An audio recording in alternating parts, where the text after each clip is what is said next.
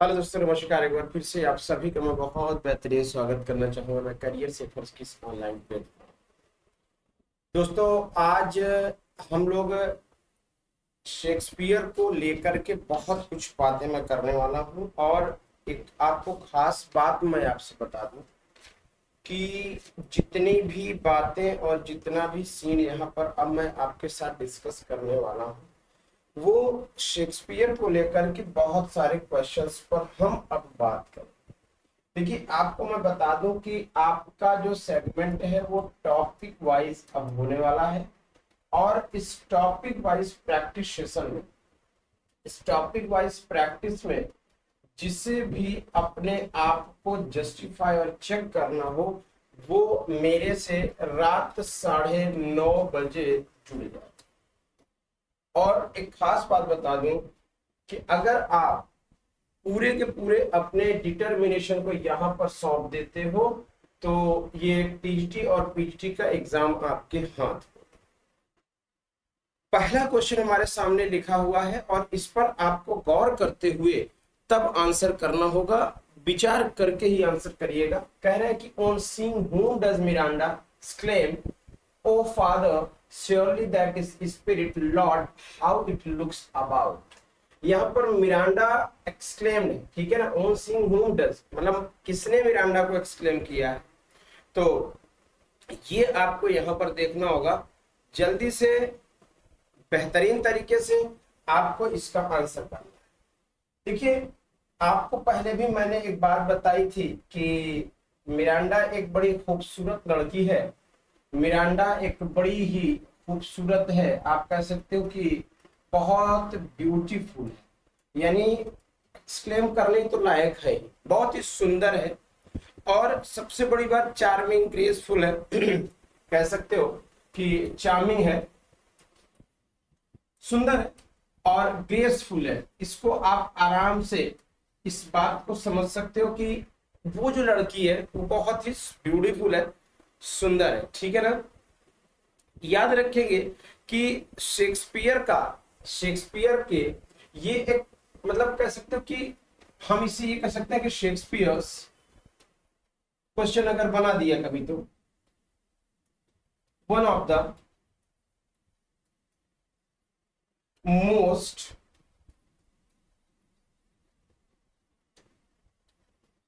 Beautiful heroine, हम ये कह सकते हैं आराम से कि ये मोस्ट ब्यूटीफुल हीरोइन में से एक। अब यहां पर हमें ये देखना होगा कि आखिर एक्सक्लेम करने के लिए फर्डिनेंड की ही जिक्र किया है, फर्डिनेंड का ही जिक्र किया है। तो ऑप्शन आपका दूसरा सही होगा, दूसरा ऑप्शन आपका सही होगा। अगला क्वेश्चन है, विच of the following is not correctly match. कौन सा इसमें से करेक्टली मैच नहीं कह रहे कि we are such stuff as dream are made on the Tempest, fair is foul and foul is fair, Macbeth, if music be the food of love, play on 12th night, some are born great, other achieve greatness, Richard II। चार option आपके पास।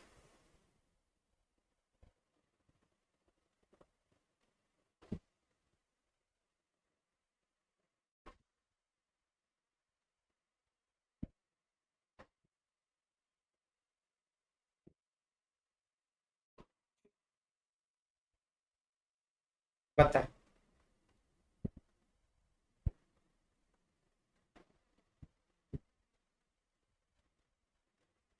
आप अगर देखेंगे ना, option D यही mismatch है। बाकी ये तीनों के तीनों मैच, यानी ये मैच्ड है, ये ठीक है। और मिसमैच कौन सा है? Option D, Richard second. इस लाइन को मेल्वोलियो ने बोला था, मेल्वोलियो ने बोला था, याद रखेंगे। मेल्वोलियो ने बोला था, और किसमें? ट्वेल्थ नाइट में, ट्वेल्थ नाइट में, ठीक है भैया, ट्वेल्थ नाइट। तो ट्वेल्थ नाइट में मेल्वोलियो ने इस लाइन को बोला, तो रिचर्ड सेकंड नहीं होंगे। तो ऑप्शन डी सही होगा, ऑप्शन डी सही होगा, ठीक है भाई। हम्म जैसे सभी जानते हो कि ये मैकबेथ ट्वेल्थ नाइट, भाइयों एक भाई एक बहन है जो सेपरेशन हो जाता है, सेम सेम है, सिपरेकिंग होती है, ठीक है ना, एक दूसरी जगह पर चले जाते हैं। तो ये जो कहानी इसकी है बड़ी अच्छी कहानी है, हालांकि मैंने पढ़ाया है, आप जाकर के चैनल पे प्लेलिस्ट पे जाकर के देख लें।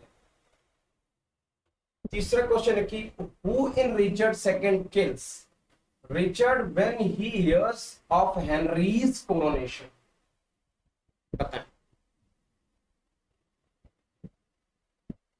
बहुत अच्छा ऑप्शन।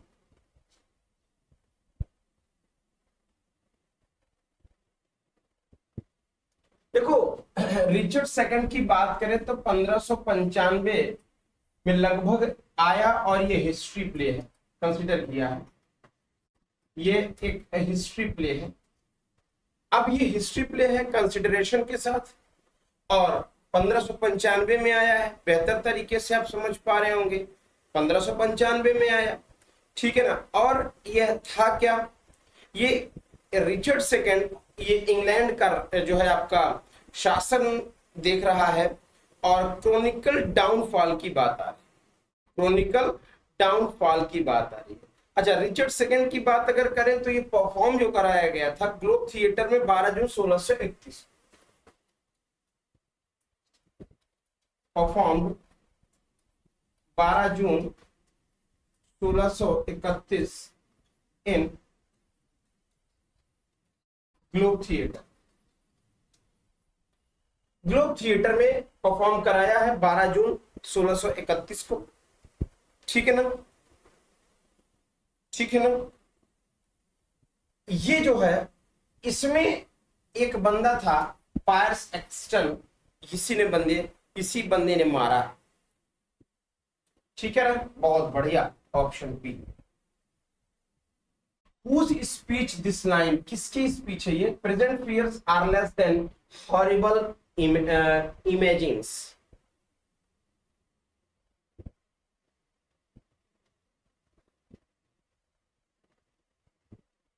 देखो ये मुझे जहां तक याद आ रहा है कि एक्ट 1 और सीन 3 में बात बोली गई है, और जहां तक मुझे याद आ रहा है मैकबेथ में बोली गई है, और जहां तक मुझे बात आ रही है मैकबेथ ने बोला, मैकबेथ ने बोला, spoken by Macbeth in Macbeth. लगभग मैं मैकबेथ की अगर बात करता हूं तो मैकबेथ 1600, एक बार ईयर बताओ भाई, ईयर बताओ, ये फटाफट ईयर बता दो। 1606 में लगभग ये लिखा गया था ना, और 1623 फर्स्ट फोलियो में पब्लिश हुआ, है ना भाई, फर्स्ट फोलियो में पब्लिश हुआ, ठीक हुई बातचीत, बोल तो दो। किसने पब्लिश किया? हेमिंगिस और कॉन्डेल ने, बाय हेमिंगिस एंड कॉन्डेल, इन्होंने पब्लिश कराया। और ये लिया कहां से गया? हॉलिंशेट क्रॉनिकल्स 1587 सोर्स है इसका, ध्यान रखना, हॉलिंशेट क्रॉनिकल से, हॉलिंशेट की क्रॉनिकल से लिया गया है, जो कि 1587 में लिया गया, हॉलिंशेट की क्रॉनिकल से लिया गया है ये, और 1587 में ये आया था, ठीक। और सभी लोग जानते हो कि hero of the play Macbeth और heroine of the play lady Macbeth. अगला क्वेश्चन बताइए।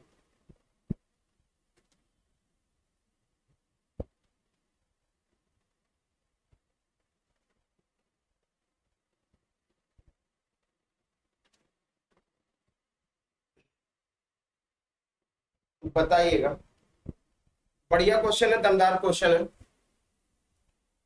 चलिए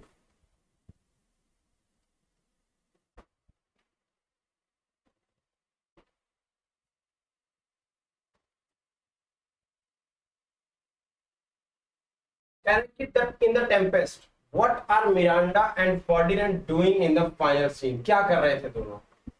playing card, chess, carrying wood या प्लेइंग टैग। चार ऑप्शन आपके सामने हैं और इन चारों ऑप्शन में बहुत अच्छे अच्छे ऑप्शन हैं, बहुत ध्यान से देखेंगे तो चीजें बहुत अच्छे से समझ में आएंगी।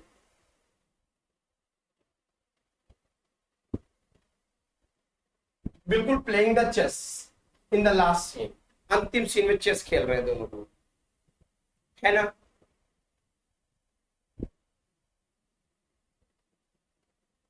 Written and perform 1611।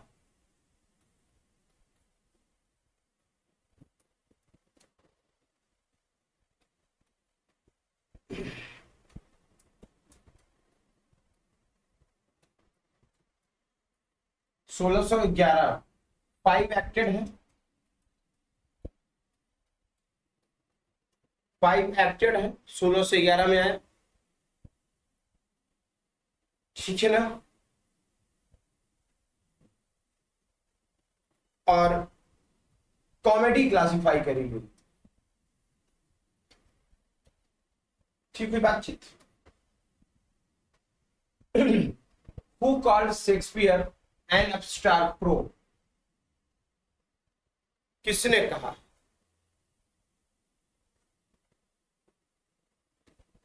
Robert Greene ने कहा। एक चीज बताऊं, he was a good caretaking या गुड केयरटेकर ऑफ शेक्सपियर,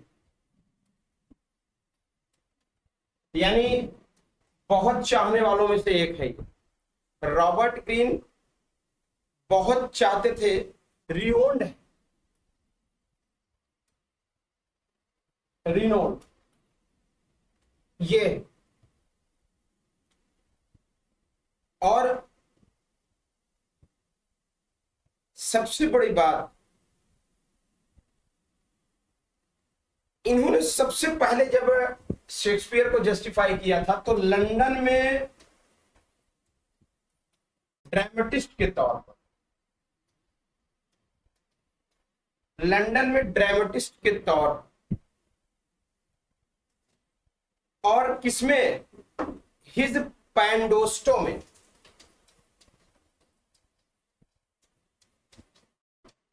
पैंडोस्टो, ठीक।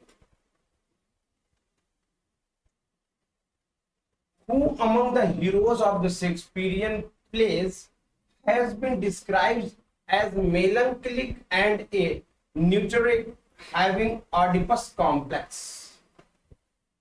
बताओ।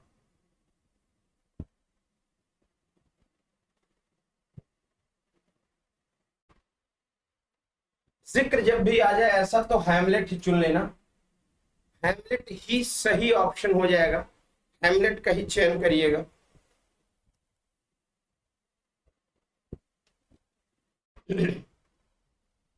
चलिए, बहुत अच्छा, ठीक है ना? हैमलेट ऑलरेडी आप लोग जानते हो, प्रिंस ऑफ डेनमार्क,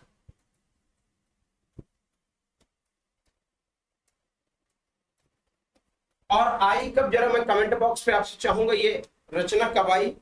लगभग 1599 टू 1601 पे इन्होंने इसे लिखा है। और सबसे खास बात आपको बता दूं, ये क्वार्टो 1603 में पहली बार आई, क्वार्टो क्वार्टो 1603 में आई, ठीक।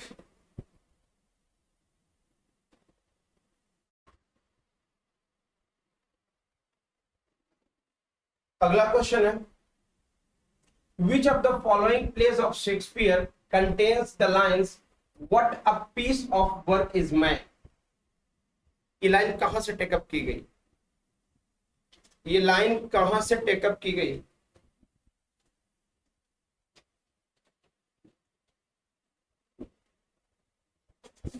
ये एक चीज समझिएगा, ये एक मोनोलॉग है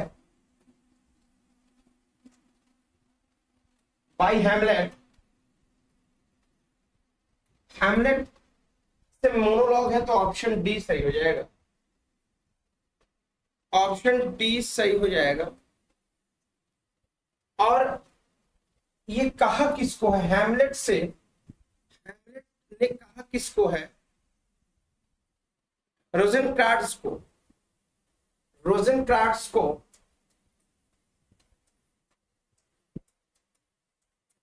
ठीक हुई बातचीत। और किसको, एंड गिल्डनस्टर्न,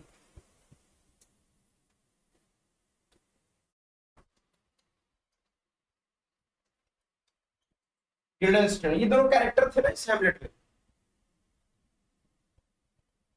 कहा, एक्ट 2 सीन 2 में।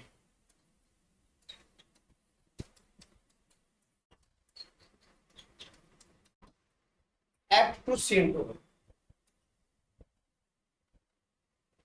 The late play of Shakespeare and in, जो बाद के शेक्सपियर के प्ले रहे किस पर समाप्त होते थे।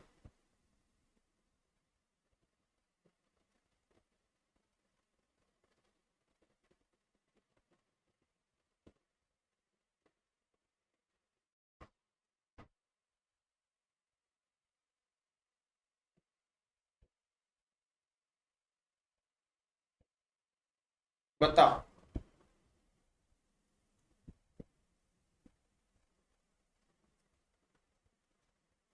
देखो सीधी सी बात, हारमोनी में ही समाप्त होते थे, हारमोनीज में ही समाप्त होते थे। देखो सबसे पहली बात तो एक चीज समझो, जैसे एक रचना इनकी आई थी पेरिकल्स,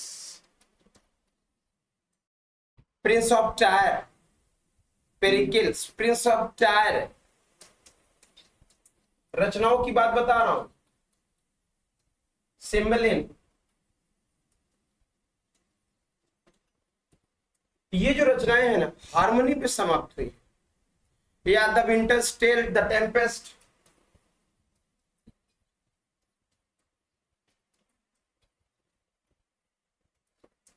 द विंटर्स टेल, ये रचनाएं हारमोनी पर ही समाप्त हो रही हैं, हारमोनी पर ही समाप्त हो रही हैं।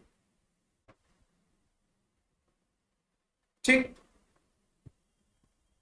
और जो लास्ट की इनकी जो सेगमेंट और आ रहा है वो कह सकते हो कि इन्होंने कुछ और रचनाओं को ना ड्रामेटिक रोमांस में खत्म किया।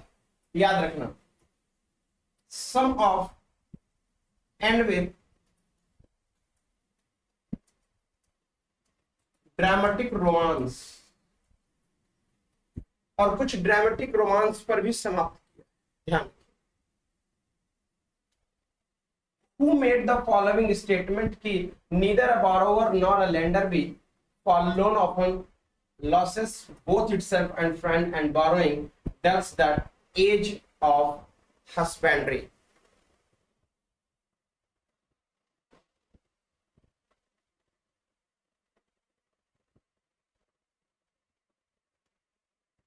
ये तो मुझे याद है कि पोलोनियस ने अटक किया, पोलोनियस। अब आप बता सकते हो किस रचना का होगा। बिल्कुल सही बात है, हैमलेट, हैमलेट का।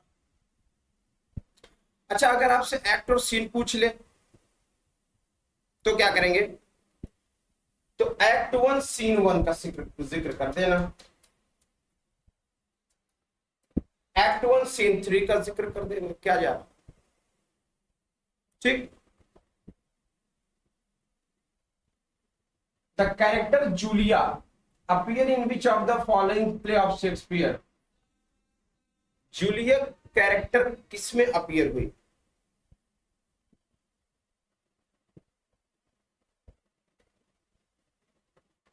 फाइव एक्टेड एक्टर था जो टू जेंटलमैन ऑफ वेरोना,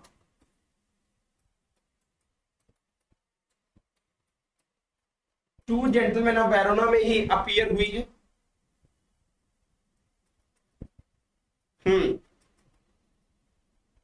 और 1590 और 94 के बीच में ये लिखी गई और 1623 फर्स्ट फोलियो में आई। फर्स्ट फोलियो 1623 में आई और ये पहली ऐसी इनकी रचना थी। इट इज फर्स्ट जहां पर हीरो हीरोइन के तौर पर आए, छोटे बच्चे की तरह ड्रेस बन है, माने heroine dresses as a boy, याद रखिएगा एज ए बॉय, ठीक। Ariel in the Rape of the Lock by Alexander Pope is a supernatural agency of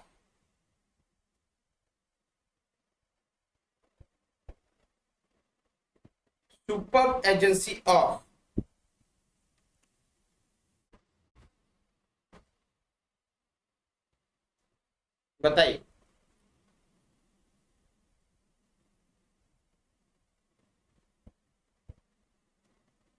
बिल्कुल सिल्फ को माना है, एयर को माना है, हवा को, हवा को, ठीक।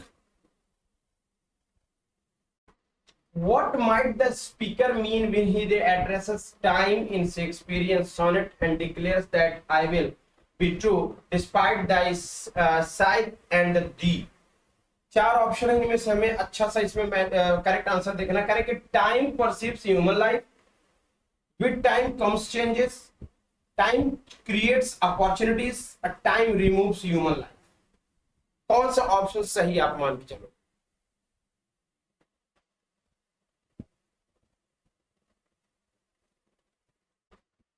B and D, sorry option C with the time change, बिल्कुल सही बात है। समय के साथ चीजें बदलती हैं और समय क्रिएट अपॉर्चुनिटी, ठीक है अपनी जगह पर। Time removes human life.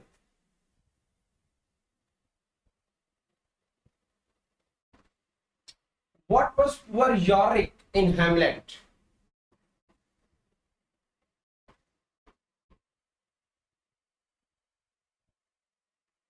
एक ये जस्टर है भाई, ये जस्टर है, यॉरिक एक जस्टर है हैमलेट में। याद रखना, क्वेश्चन बनता है बहुत अच्छे से।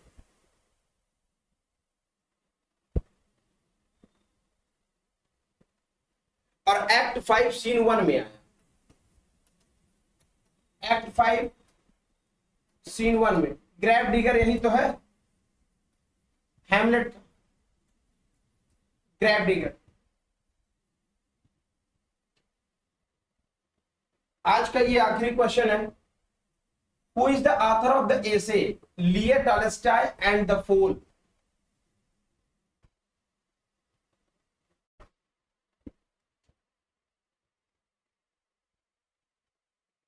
जॉर्ज ऑरवेल ने लिखा। अच्छा, इंस्पिरेशन भी शेक्सपियर से आई इनको। कैसे? क्रिटिकल एसे ऑन शेक्सपियर, कैसे? इंस्पायर्ड बाय कह सकते हो, inspired by critical essay on Shakespeare. Critical essay on Shakespeare से ये इंस्पायर हुए और इस रचना को लिख दिए। और लिखा किसने था ये ऑन शेक्सपियर, मतलब critical essay on Shakespeare? Leo Tolstoy. Leo Tolstoy, Leo Tolstoy ने क्रिटिकल एसे ऑन शेक्सपियर लिखा है। यहीं से जॉर्ज ऑरवेल इसको पढ़ करके और इंस्पायर होते हैं और लिखते हैं कि Leo Tolstoy and the fool, Leo Tolstoy and the fool, ये रचना वो बनाते हैं। ठीक है, तो मेरे प्यारे साथियों, आपको ये जो सेशन है 15 क्वेश्चनों को अभी मैं क्वेश्चन बढ़ाऊंगा, तो इसको बहुत अच्छे ढंग से आप समझ करके ही चलिएगा ताकि आपको आने वाले समय में दिक्कतें न हो। देखिए, पेपर हो जाएगा और जैसे अभी बिहार में आपने देखा कि TRE फर्स्ट जब आया तो मजे में थे सब और सब पास हुए। 2 आया, थोड़ा सा हार्ड किया, फिर इसके बाद अभी 3 बीता है, टफ कर दिया। अब चौथे वाले में TRE फोर्थ में भी और टफेस्ट चीजें आने वाली है, तो आप सब बिल्कुल तैयारी बना लो, क्योंकि कंपटीशन बहुत तगड़ा बढ़े, क्वेश्चंस की कॉम्प्लेक्सिटी बढ़ेगी, तो आपको थोड़ी और अब मेहनत करनी पड़ेगी। तो फिलहाल आज इतनी ही बात करेंगे, बाकी बातें हम लोग करेंगे नेक्स्ट डे। तो बहुत बहुत शुक्रिया, थैंक यू।